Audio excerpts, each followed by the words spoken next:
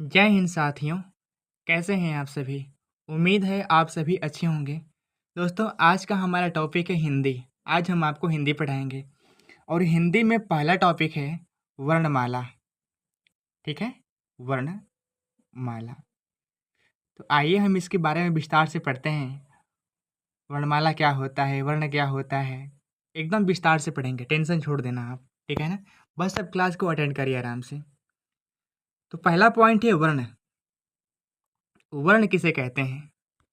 इसका परिभाषा है कि जिसके टुकड़े या खंड न किए जा सके वह वर्ण कहलाता है।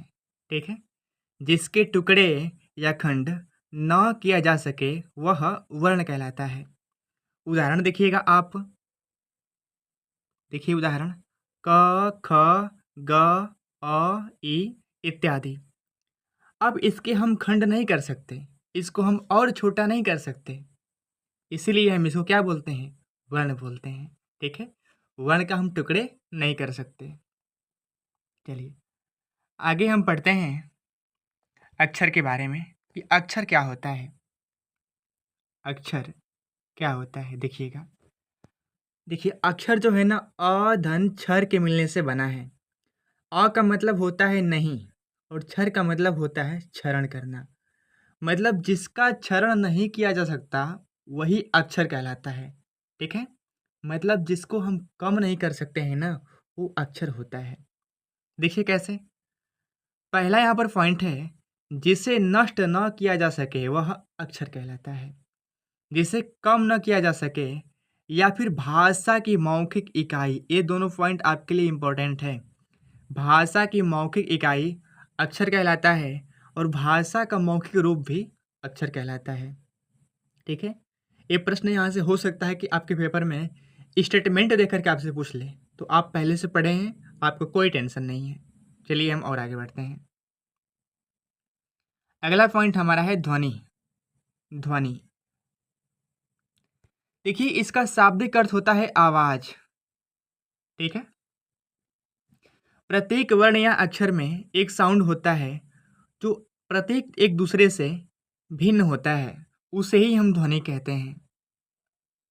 ठीक है, चलिए और हम आगे बढ़ते हैं। अगला पॉइंट है भाषा की सबसे छोटी या फिर लघुत्तम इकाई क्या है। यहाँ पर थोड़ा सा टाइपिंग एरर आ गया है, के होना चाहिए, वहाँ पर के हो गया है। ठीक है, तो भाषा की सबसे छोटी लघुत्तम इकाई क्या है? ऑप्शन ए अक्षर, ऑप्शन बी वर्ण, ऑप्शन सी ध्वनि और ऑप्शन डी स्वर। तो इसका जो राइट आंसर होगा वो होगा ध्वनि। देखिए, जब तक ऑप्शन में ध्वनि है तब तक आंसर वर्ण नहीं हो सकता, ना ही अक्षर हो सकता है। ठीक है, इसका सीक्वेंस आपको हम समझाते हैं। आइए और नीचे आइए थोड़ा सा। देखिए, सबसे छोटा होता है ध्वनि, ध्वनि से बड़ा होता है वर्ण। ठीक है, इससे बड़ा होता है अक्षर। ठीक है, तो देखिए आप, अगर हम तीनों को देखें तो सबसे पहले ध्वनि ही तो आ रहा है ना, इसीलिए भाषा की सबसे छोटी इकाई ध्वनि होती है। जब तक ऑप्शन में ध्वनि होगा ना, तब तक आंसर ध्वनि ही होगा। ध्वनि के ना रहने पर वर्ण हो सकता है। ठीक है, चलिए अगला पॉइंट है अक्षर से बड़ा होता है शब्दांश या फिर उपसर्ग। शब्दांश को ही हम उपसर्ग बोलते हैं। ठीक है, और इससे बड़ा होता है शब्द। ठीक है, चलिए शब्द से बड़ा होता है पद, पद से बड़ा होता है पदबंध, पदबंध से बड़ा होता है वाक्यांश। ठीक है, फिर से वाक्य। वाक्य यहाँ पर हम 2 बार लिख दिए हैं, तो उसको इग्नोर करिएगा आप। देखिए, वाक्य से बड़ा होता है अनुच्छेद और अनुच्छेद से बड़ा होता है अध्याय, अध्याय से भी बड़ा होता है रचना, रचना से बड़ा होता है पुस्तक और पुस्तक से बड़ा क्या होता है? तो काव्य होता है। ठीक है, और काव्य से भी बड़ा, जो कि सबसे बड़ा है, ग्रंथ होता है। ठीक है, तो भाषा की सबसे छोटी इकाई अगर पूछे ना, तो आप ध्वनि लगाना, ध्वनि के ना रहने पर आप लगाना वर्ण को। ठीक है, तब आपका आंसर सही होगा। चलिए और हम आगे बढ़ते हैं। अगला पॉइंट है कि भारत की सबसे बड़ी या महत्तम इकाई क्या है? इसका राइट आंसर होगा वाक्य। ठीक है, वाक्य। चलिए, अब हम समझेंगे कि वर्णमाला किसे कहते हैं। वर्णमाला किसे कहते हैं? देखिए, वर्णों का व्यवस्थित क्रम या समूह वर्णमाला कहलाता है। ठीक है, चलिए अगला पॉइंट है, अगला प्रश्न है कि वर्णों की कुल संख्या कितनी होती है? वर्णों की कुल संख्या कितनी होती है? Option A 48, option B 50, option C 52 और ऑप्शन डी 54। बताइए इसमें से कौन सा सही उत्तर है? जब तक ऑप्शन में 54 है तब तक राइट आंसर 52 नहीं हो सकता। ठीक है, अगर देखिए 52 कब होगा? अगर इसका भाषा चेंज कर दे तब वहाँ पर 52 आंसर हो सकता है। कैसे? अगर पूछा जाए कि हिंदी में वर्णों की कुल संख्या कितनी होती है हिंदी में, तब यहाँ पर राइट आंसर होगा 52। लेकिन बस आपसे पूछे कि वर्णों की कुल संख्या कितनी होती है, तो उस कंडीशन में जब तक ऑप्शन में 54 होगा तब तक सही आंसर 54 ही होगा। चलिए हम और आगे बढ़ते हैं। अब हम पढ़ेंगे वर्ण के भेद। वर्ण के भेद, वर्ण के कुल 3 भेद होते हैं। ठीक है, वर्ण के कुल 3 भेद होते हैं। कौन कौन से हैं? पहला है स्वर, दूसरा व्यंजन, तीसरा आयोगवाह। ठीक है, चलिए, लेकिन आपसे प्रश्न घुमा करके पूछे, अगर वो ये पूछ ले कि वर्ण के मूल कितने भेद होते हैं, तो इस कंडीशन में राइट आंसर होगा 2 होते हैं। अगर मूल कहे तो 2 होते हैं, लेकिन अगर कुल कहे तो 3 होते हैं। ठीक है, वो 2 कौन कौन से हैं? पहला स्वर है और दूसरा, पहला स्वर है और दूसरा व्यंजन है। यहाँ पर आयोगवाह नहीं आएगा। चलिए, उम्मीद है आपको समझ में आ रहा होगा और हम आगे बढ़ते हैं। अब हम बात करते हैं स्वर की। स्वर क्या होता है? देखिए, जिन वर्णों का उच्चारण बिना किसी दूसरे वर्ण की सहायता से हो वह स्वर कहलाता है। फिर से आप इसको एक बार और समझिए। जिन वर्णों का उच्चारण बिना किसी दूसरे वर्ण की सहायता से हो वह स्वर कहलाता है। स्वर अपने आप में स्वतंत्र होता है।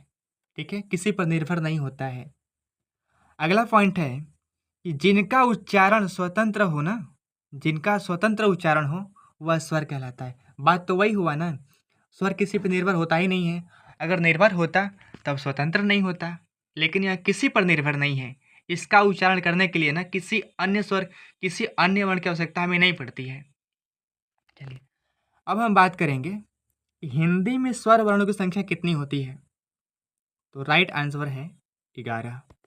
और 11 कौन कौन से हैं? देखिए आप, अ, आ, छोटी ई, बड़ी ई, छोटा ऊ, बड़ा ऊ, री, ए, ऐ, ओ और औ।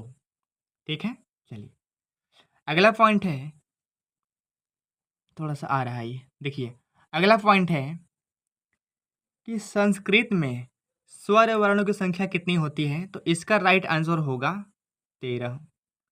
देखिए, हिंदी में तो 11 होता है, लेकिन संस्कृत में 13 होता है। इस बात को ध्यान दीजिएगा आप। अच्छा, 2 कौन सा एक्स्ट्रा है? तो वो है, देखिए यहाँ पर लास्ट में री और री। ये बड़ा वाला री है, छोटा वाला री नहीं है। देखिए ये वाला री नहीं है, यहाँ पर ये छोटा वाला री है, और वहाँ पर देखिए वो बड़ा वाला री है, रीचा वाला री है वो। ठीक है ना। चलिए, अगर हम बात करें कि प्राकृत भाषा में स्वर वर्ण की संख्या कितनी होती है, इसका राइट आंसर होगा 10। चाहे प्राकृत की बात करें और चाहे पाली की बात करें, इन दोनों में स्वर की संख्या 10 ही होती है। ठीक है, और हिंदी में 11 होता है। तो क्या इसमें क्या नहीं होता है? इसमें री, बस देखिए इसमें री आपको नहीं दिखे कहीं भी, री नहीं है ना, नहीं है। इसीलिए पाली भाषा में और प्राकृत भाषा में स्वर की संख्या 10 होती है। आपको याद रखना होगा ये पॉइंट। देखिए हम कई बार बोल रहे हैं इसलिए कि चूंकि आपको यहीं पर याद हो जाए वो। चलिए, और हम आगे बढ़ते हैं। अगर बात किया जाए कि अपभ्रंश भाषा में स्वर वर्णों की संख्या कितनी होती है, अपभ्रंश भाषा में, तो इसका राइट आंसर है 8। अब देखिए हिंदी में 11 है लेकिन इसमें 8 हो गया, तो कौन सा 3 नहीं होता है, बस उसको आप याद करिए, आपका काम हो जाएगा। देखिए अ, औ और री, ये तीनों नहीं होता है अपभ्रंश भाषा में, ठीक है ना। अच्छा जी, अगला पॉइंट आप देखिएगा। देखिए अगला पॉइंट है कि हिंदी में मात्राओं की संख्या 10 होती है। मात्राओं की संख्या 10 होती है हिंदी में, लेकिन स्वर कितना होता है, 11 होता है। चलिए, अब ऐसा क्यों है? क्योंकि अ की कोई मात्रा नहीं होती है। जो है ना, ये अमात्रिक होता है, इसकी कोई मात्रा नहीं होती है, इसलिए हिंदी में मात्राओं की संख्या 10 होता है। चलिए, और हम आगे बढ़ेंगे। और अब देखिए, किसी भी व्यंजन के साथ अधिकतम कितनी मात्राओं का प्रयोग हो सकता है? तो इसका राइट आंसर होगा 10 मात्राओं का। ठीक है, चलिए, अगला पॉइंट है स्वर वर्ण के भेद। स्वर वर्ण के 4 भेद होते हैं। कितने होते हैं? तो 4 भेद होते हैं। कौन कौन से हैं? पहला है मात्रा या उच्चारण के आधार पर स्वर 3 प्रकार का होता है। देखिए इसमें भी भेद हैं। पहला तो पॉइंट आपका ये हुआ कि स्वर वर्ण के कितने भेद होते हैं, तो इसका राइट आंसर होगा 4 होते हैं। चारों में से पहला कौन है? तो पहला है मात्रा या उच्चारण के आधार पे स्वर 3 प्रकार का होता है। देखिए यहाँ पर ध्यान से, मात्रा या उच्चारण के आधार पे स्वर 3 प्रकार का होता है। और 3 कौन कौन सा है? देखिए, पहला है ह्रस्व स्वर, दूसरा है दीर्घ स्वर और तीसरा है प्लुत स्वर। ठीक है, अच्छा जी, आप ज़रा समझ लीजिए कि मात्रा क्या होता है। मात्रा बार बार मात्रा कह रहे हैं हम। मात्रा का मतलब क्या होता है? तो उच्चारण करने में जो लगने वाला समय होता है ना, किसी भी अक्षर का या फिर किसी भी वर्ण का आप उच्चारण करते हैं ना, उसमें जो लगने वाला समय होता है, जितने टाइम में आप उसको बोलते हैं ना, वही मात्रा होता है। ठीक है, ओके। आइए अब हम पढ़ेंगे ह्रस्व स्वर के बारे में। ह्रस्व स्वर, देखिए, इसका उच्चारण करने में सबसे कम समय लगता है ह्रस्व स्वर का। ठीक है ना, और इसकी कुल संख्या कितनी होती है? तो 4 होती है। कौन कौन से हैं? देखिए यहाँ पर अ है, छोटी ई है, छोटा ऊ है और छोटा री भी है। ठीक है, चलिए, इसे अगला पॉइंट है ह्रस्व स्वर। तो इसका परिभाषा क्या है? इसका उच्चारण करने में सबसे कम समय लगता है। ठीक है, ह्रस्व स्वर का उच्चारण करने में सबसे कम समय लगता है। और यदि बात करें कि इसकी संख्या कितनी होती है, इसकी संख्या 4 होती है। ठीक है, वो कौन कौन है? अ है, ई है, छोटा ऊ है और री है। इसे ही मूल स्वर कहा जाता है। यही जो है ना, यही मूल स्वर है, या फिर इसको ही हम बोलते हैं एक मात्रिक स्वर। ठीक है, मूल स्वर, लघु स्वर, ह्रस्व स्वर या फिर एक मात्रिक स्वर, सब इसी का नाम है। हमें उम्मीद है आपको समझ में आ रहा होगा। चलिए, हम और आगे बढ़ते हैं और अब पढ़ेंगे दीर्घ स्वर के बारे में। दीर्घ स्वर के बारे में, ठीक है, देखिए, दीर्घ स्वर, इसका उच्चारण करने में, नोटिस करिएगा, इसका उच्चारण करने में ह्रस्व स्वर से 2 गुना समय लगता है। ध्यान दीजिएगा, यहाँ पर देखिए 2 गुना समय लगता है। अच्छा, अब बात करते हैं इसकी संख्या कितनी होती है। तो इसकी संख्या होती है 7। इसकी संख्या 7 है।